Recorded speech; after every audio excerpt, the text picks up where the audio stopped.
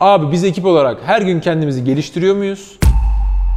Ne yapıyoruz? Bugün neler öğrendik? Bunu kesin konuşuyor olmamız lazım. Bunu bir disiplin haline getirmek lazım. Bunu yapmayanın içeride sorgulandığı, niye yapmıyorsun denildiği bir ortam, bir standart yaratmak lazım, oluşturmak lazım arkadaşlar. Yerinde saydığın her gün aslında %1 geri gidiyorsun. Okey. Yani yerinde saydığını düşündüğün gün, bir gün full yattığın gün geri gitmedim zannediyorsun. Hayır abi, %1 geri gittin. En az, minimum.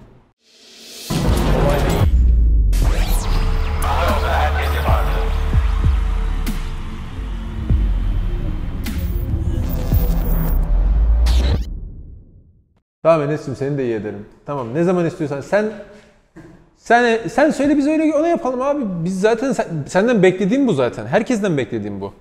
Samimi söylüyorum. Herkesten beklediğim bu. Yani işini zaten benden daha iyi bil. Benden daha iyi yönet. Ben bileyim ki evet abi, Enes bu işin ehlidir. Enes söylüyorsa stratejiyi doğru, oyunu doğru kurmuştur. Oyunu doğru kur yani. Tamam, bize oynamak kalsın yani. Sorun yok. Sen kur abi oyunu. De ki abi şu gün şu saat Discord'um var. Abi şu gün şu saat YouTube'um var. Biz uyuyacağız abi sana. Sen çünkü o işin sorumlusun. Ben düşünemem zaten ne zaman ne yapmak. Benim aklıma bile gelmez. Anlaştık. Takvime göre yarın akşam bölüm çıkacağımıza göre herhalde ondan sonraki gün veya ne zamansa sen yazarsın takvime abi. Duyurursun da. Tamam, sen takvime de yazarsın. Ben takvime göre hazırlarım kendimi. Distribution, dağıtımı da yaparsınız abi. Herkese merhaba. Kolay Değil'e hoş geldiniz. Ben Mustafa Namoğlu. Bugün sizlere birazcık bireysel gelişim, birazcık da ortaklıkla ilgili naçizane dilim döndükçe bir şeylerden bahsedeceğim. Şimdi anlatacağım konunun nereden geldiğini başta söylesem çok daha doğru olur. Placebo Originals diye bir marka var. Doğa dostu, işte çok güzel ürünler üretiyorlar. Bence çok da gelecek vaat eden bir startup. Aynı zamanda bir moda markası. Onun kurucularından bizim Hayta var bizim. Ahmet Sedat Hayta. Ben ona Hayta diyorum.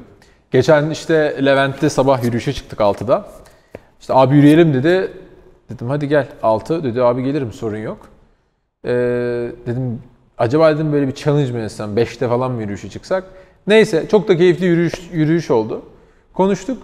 Orada işte 4 ortak onlar. Biraz bahsetti konudan. Hikayeyi dinledim. Sonra işte genel bireysel gelişim, işte her gün üzerine koymayla ilgili ben hep söylüyorum ya size, işte 4 saat, 2 saat YouTube'da kendinizi geliştirin, öğrenin vesaire. Bunlardan bahsettik Hayta'yla. Sonra aklıma şu konu geldi. 4 tane ortağı olan bir girişimde 4'ünün de motive olduğunu varsayıyoruz. Hani sonuçta ekiplerimizde herkes motive olmayabiliyor arkadaşlar. 4 kişinin her gün üzerine biraz daha koyduğu bir senaryoda o ekibin, o şirketin hiçbir kapitale ihtiyacı olmadan, hiçbir paraya ihtiyacı olmadan ne kadar hızlı ilerleyebileceği konusu böyle aklıma takıldı. Dedim ki dur Hayta bir saniye. Yürüyoruz, ben dedim bekle abi. Hemen notu aldım çünkü çok kritik bir konu. Hiç buna bu şekilde düşünmemiştim bu arada. Bu şekilde bu konuya odaklanmamıştım ve dedim ki Hayta bak, şimdi sayende bununla ilgili bir bölüm çekeceğiz. Birçok kişiye faydalı olacak. Burada aslında o gün birçok şeyi konuştuk. Yani ortaklık ilişkileri nasıl olmalı, nasıl tecrübelerim oldu vesaire, ama kendi içimizdeki ilişkiler, kim ne yapacak vesaire ya da kim patron, kimin CEO olacak, onlar ayrı bir yere dursun arkadaşlar. 4 kişinin, 3 kişinin fark etmez kaç ortak olduğu, tek sen zaten başka çaren yok. Yani senden başka olayı geliştirecek başka biri zaten yok, ama ortaklarınla berabersen herkes para koymayabilir. Kapital toplarken herkes işin içine o kadar dahil olmayabilir. Ve lakin hani %1 kuralı var ya, her gün üzerine %1 koyarsan işte 37 kata kadar olabiliyor yani, bir rakamsal olarak en azından. Bırak 37 kat arkadaşlar. 10 kat olsun ya, 5 kat olsun. Yani bir şirkette, şirketin kurucularının her gün üzerine koyduğu, her birinin her gün farklı konularda YouTube'u izlediği. Çünkü sen bir birey olarak okuyabileceğin kitap, izleyebileceğin video, dinleyebileceğin hikaye, tanışabileceğin insan bir kişisin.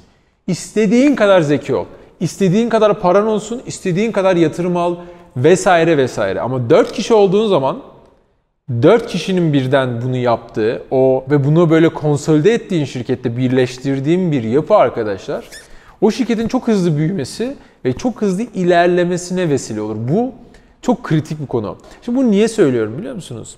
Bunu abi bir şirket felsefesi, bir kurucu ekip felsefesi olarak baştan oturtmak ve bununla ilgili gerekiyorsa günlük, haftalık toplantı yapmak. Ya ben bunları öğrendim, şunları öğrendim, şunu yapabiliriz vesaire gibi konuşuyor olmak çok kritik. Özellikle genç arkadaşlarımızı söylüyorum. Üniversiteden yeni mezun olacaksın, mezun olmuşsun vesaire. Hep beraber bir şirket kurmuşsunuz. Çok güzel bir senaryo değil mi? Heyecanlanıyorsun. Arkadaşlarının büyük başarı hikayeleri yazacaksın. Ama başarı hikayesini yazarken önce buraya odaklan. Önce abi biz ekip olarak her gün kendimizi geliştiriyor muyuz? Ne yapıyoruz? Bugün neler öğrendik? Bunu kesin konuşuyor olmamız lazım. Bunu bir disiplin haline getirmek lazım. Bunu yapmayanın içeride sorgulandığı, niye yapmıyorsun denildiği bir ortam, bir standart yaratmak lazım, oluşturmak lazım arkadaşlar. Ben hayatım boyunca en çok zorlandığım konulardan bir tanesi, insanların kendi işinde daha iyi olmaları için insanları ittirmeye çalışmakla geçti hayatım. Bundan o kadar çok yoruldum ki zamanında. Şimdi hala yapıyorum abi. Standartları yükseğe koymaya çalışıyorum. Az da yetinmiyoruz. Yani çılgınca sayılabilecek şeyler yapıyoruz. Diyoruz ki mesela İKAS'ta şu an yeni e-ticaret altyapısı çıkardık biliyorsunuz. Abi diyorum ki Haziran ayında 42 kişi var. Artı bir tane yatırımcımız var işte QNB Finans Bank biliyorsunuz. QNB Beyond Ventures. Orada bizimle ilgilenen, bizim aynı zamanda yönetim kurulu üyemiz olan Özge Öz var. Ki bilirsiniz yani izleyenler yakından Özge'yi. Müthiş bir yatırımcıdır bu arada. Müthiş vizyoner bir insandır. Özge'ye bile tabiri caizse ödev verdim arkadaşlar. Ödev. Ya yatırımcıya ödev verdim. Ya yatırımcıya dedim ki bu ay bir tane bana en az satış getireceksin ve satışı sen kapatacaksın ha şey değil. Mustafa ben Ahmet'i tanıyorum. İşte Ahmet şunu yapabilir, e-ticarete girebilir, bir yardımcı olun değil. Gidip anlatıp gerekiyorsa ürünü demo yapıp parayı alma aşamasına kadar, satışı kapatmaya kadar yapması lazım bunu. Yani birçok girişimciye veya birçok yatırımcıya ilginç, ters vesaire gelebilir. Sizin fikriniz. Ama bunu bile yapıyoruz, anlatabiliyor muyum? Standartları yüksek tutmaya çalışıyoruz, challenge etmeye çalışıyoruz, kendimizi ilerletmeye çalışıyoruz. Niye yapıyoruz bunu? Niye ben bir yazılımcıdan bile bir satış yapmasını bekliyorum? Bu arada tüm kariyeri boyunca sadece bir satış yani. Her ay satış falan beklemiyorum. Orada birçok şey öğrenecek. Yine konunun devamında arkadaşlar. Hani %1 üzerine koyunca 37 kat büyüyoruz ya. Her gün %1 geri gittiğimizde, yerimize saydığımızda ne oluyor? Yerinde saydığın her gün aslında %1 geri gidiyorsun. Okey. Yani yerinde saydığını düşündüğün gün, bir gün full yattığın gün geri gitmedim zannediyorsun. Hayır abi %1 geri gittin. En az minimum. %1 geri gidiyorsun. Bakın o internetten koyarız açık şeyde. Açıklamaları linkini.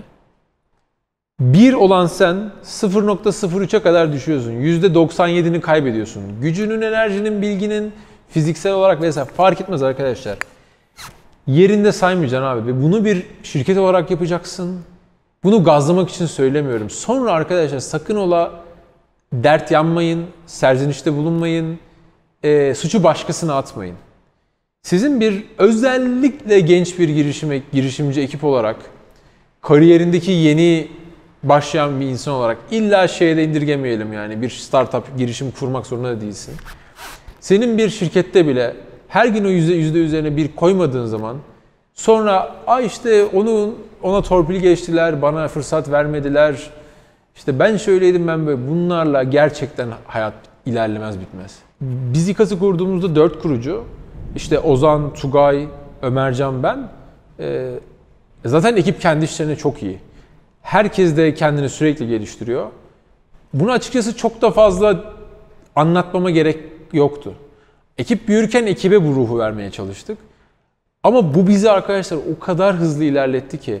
Bugün bizim, yani buna bu arada sonradan eklenen ortaklarımız mesela Ekrem'i de biliyorsunuz da ekleyeyim. Ya bu beşlinin kendini işinde geliştirme, ilerletme, yeni şeyler öğrenme, multidisipliner bir insan olma konusundaki tutkusu ya beni var ya o kadar rahatlatıyor ki. Ya beni o kadar mutlu ediyor ve hep şu fikir oluyor aklımda. Ya öylesine iyi bir ekibiz ve öylesine iyi olabiliriz ki biz. Olası sıkıntılarda sektörel, dönemsel işte pandemi olur, biri işten ayrılır, o bu falan hiç önemli değil abi. Biz abi yeteriz kendimize çünkü biz azla yetinmiyoruz, biz sürekli ilerleme peşindeyiz, sürekli bireysel gelişim peşindeyiz.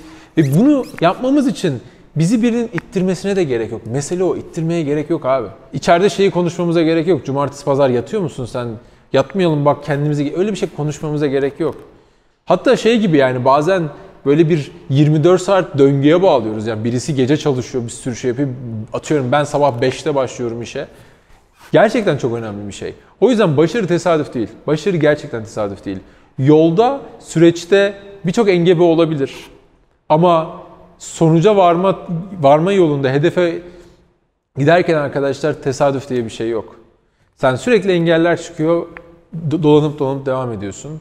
Ve gün sonunda başarılı oluyorsun. Yeni başlayan arkadaşlara, çok naçizane söylüyorum bu arada. Ben yaptım, faydasını görüyorum. O yüzden söylüyorum. Startuplarında, şirketlerinde ister bir sürü insan çalışsın, ister sadece 2 kişi, 2 ortak olsun. Birbirlerine söz versinler. Özellikle kurucu ekipler. Desinler. Bu arada ben bunu tüm ekibimden bekliyorum. O ayrı ama en azından kurucu ekibin, en azından ortakların birbirlerine söz versinler abi. Biz her gün kendimizi geliştireceğiz. Son olarak bir şey daha söyleyeyim. Umarım sizleri sıkmamışımdır arkadaşlar. Ya dilimde tüy bitti ama bir insana ben rica ettiğim zaman, onu ittirdiğim zaman, onu bir tık daha üst seviyeye çekmeye çalıştığım zaman ya o insana bunları yapmaya başladığında bana mı faydası oluyor, kendine mi faydası oluyor? Gerçek anlamda bunu sorgulaması lazım. Ya önce kendine faydan oluyor. Geçen bunu bizim satış ekibine anlatıyordum. Dedim ki onlara, arkadaşlar ben sizi böyle işte pazar günü size 1 saat case study anlatıyorsam, bak şöyle yapın, böyle olur, şöyle olur. Sizi bireysel olarak daha iyi bir satışçı yapmaya çalışıyorum. Daha tuttuğunu kopartan, daha başarılı bir insan yapmaya çalışıyorum. Naçizane öğrendiğim kadarıyla bu arada başarılı bir insan değilim ama hani öyle bir şey yok yani standart yok ama yaptım ve olduğu şeyleri size paylaşıyorum. Ve ben sizle bunu paylaştığımda ne olacak? Sen daha iyi bir satışçı olacaksın. Kariyerinde ilerleyeceksin. Belki ileride bambaşka işler yapacaksın, kuracaksın. Burada öğrendiklerinle. Ve üzerine daha çok satış yaptığın için daha çok para da kazanacaksın. Yani ben sonra bunları anlattım ve sonra şunu sordum. Sizce siz bunları yaptığınızda benim için mi yapıyorsunuz, kendiniz için mi yapıyorsunuz ve kim fayda görüyor bu işten? Tabii ki şirket ilerliyor bu arada, yani onu şey yapmıyorum yani, o kesinlikle önemli bir şey ama abi kendinize faydanız oluyor. Lütfen böyle düşünün. Şu kafa yapısı, çalışıyorum, patron için çalışıyorum, bak işte falan. Abi bu çok zehirli bir şey. Yani geçen bir arkadaşa söylüyordum, hatırlamıyorum kime söylediğimi. Yok pardon, hatırladım. Bir tane çok başarılı bir Hacettepe'de okuyan bir arkadaşımız var. Tıpta. Mezun olacak. Hatta onun hikayesini de başka bölümde anlatalım yani. O da çok ilginç bir hikaye. Normalde biliyorsunuz üniversiteyle ilgili konularla ilgili fikrim ama ve ilk defa şey oldum, abi sen okulunu bitir oldum. Ona söylüyordum. Anası babası üniversite okuyup ilk defa iş arayan, işe girecek insana şunu diyorsa, aman evladım etliye sütlüye karışma, aman kendini kullandırma, aman geç çıkma, aman diyorsa ona yapabileceği en büyük kötülüğü yapıyor. Şeyleri duyuyor gibiyim. Böyle söyle, insanları kullanıyorlar sonra falan, sen bilmiyorsun falan. Hayır abi. Kendini kullandırmayacak ya da manipüle ettirmeyecek ya da hakkına girilmeyecek kadar da akıllı olmak senin bireysel bir görevin. O ayrı bir şey. Ama bireysel gelişim içinde zorlanmak zorundasın. Bunu asla ve kata unutma. Bir sonraki bölümde görüşmek üzere. Kendinize iyi bakın.